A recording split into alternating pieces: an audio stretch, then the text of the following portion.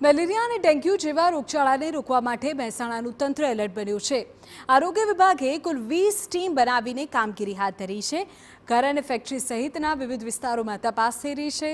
મચ્છરના breeding ન ફેલાય, પાણી ન ભરાય તે માટે ખાસ ધ્યાન આપવામાં આવી રહ્યું છે। ચાંદીપુરા વાયરસને લઈને પણ લોકોને સમજ અપાઈ રહી છે।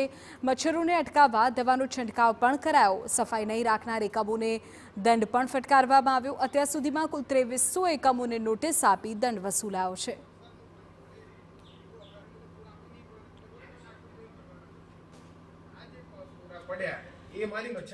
સ્પેશિયલ 20 જેટલી વેક્ટર કંટ્રોલ ટીમો કે જે વાહક છે મચ્છર માટેનો, મચ્છરને જે ડેન્ગ્યુ મેલેરિયા માટેનો, એના કંટ્રોલ માટેની એક્ટિવિટી માટે આપણે 20 ટીમો મૂકેલી છે।